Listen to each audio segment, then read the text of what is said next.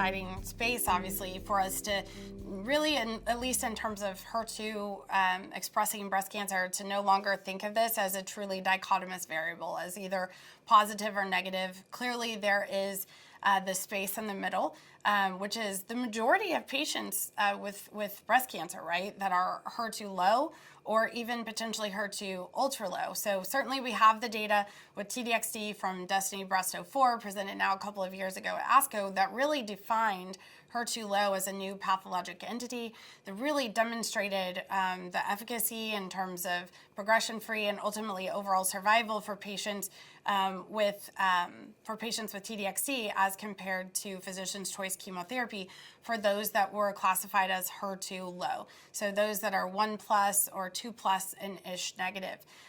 So now that is a really important therapeutic option for us in our armamentarium and clinic, and certainly one that we're utilizing readily for that population of patients. And one of the things I think that was interesting from that study that was contrary to what we would have anticipated, which is that the patients that were HER2 sort of 2+ by immunohistochemistry didn't have any better response than the patients that were HER2 1+. You know, you sort of, at least initially, I would have thought that the more signal, potentially the more efficacy that we would see, but that actually was not the case.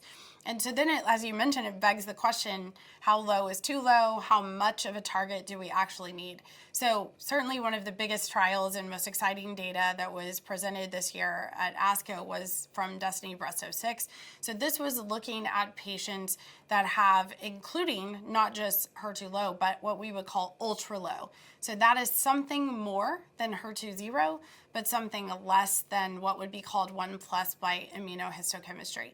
And what they saw was that those patients seemed to derive a great deal of benefit from T-DXd as well. And this was even prior to any other chemotherapy. So sort of after patients that are hormone positive have become endocrine refractory, whereas in DESTINY-Breast04, all of those patients having had received at least one line of previous chemotherapy. So with DESTINY-Breast06, we saw this wider tent, if you will, including the patients that we would call HER2 ultra-low, and then using it a bit earlier, so without potentially requiring previous chemotherapy.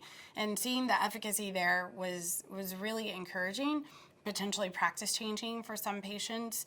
And so that information sort of left me leaving ASCO thinking, you know, is the target really needed, and how much target is there? Is that what matters, or is this just a really smart way to deliver chemotherapy? I don't know what your thoughts are about that. Well, interesting you point that out, because on the HER2 side of things, it doesn't seem like low has been defined other than 0. 0 doesn't work. But on TROP2, it's a little bit different, where we look at H-scores as they relate to trastuzumab govitecan. You clearly see both a PFS benefit, but also OS benefit that's distinct at the different cut points for the H-score. I know we don't use TROP2 staining as a key to like unlock our ability to get this drug, trastuzumab govitecan, for those patients.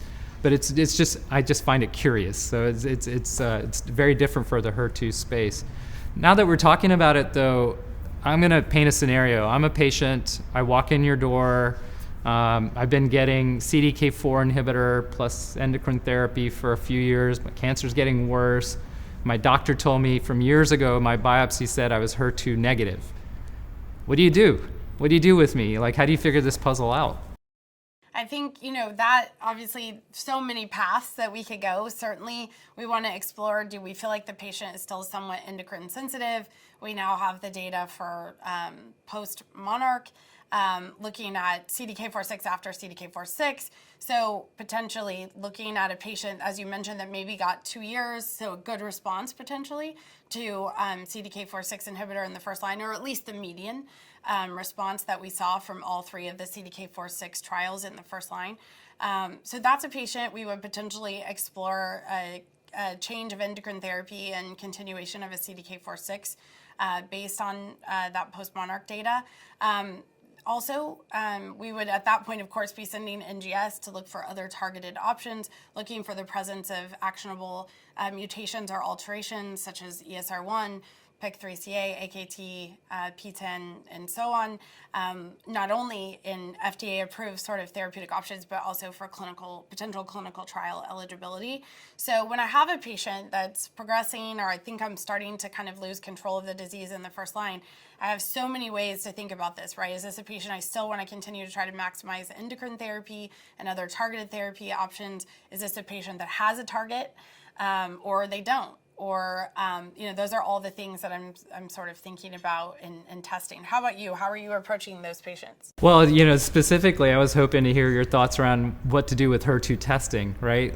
Because one of the things in that patient that I just sort of hypothetically described is DB06, while it was also really good about defining maybe a little bit better how low we can go, it also nicely moved up this option a little bit faster of getting an antibody drug conjugate a little bit sooner.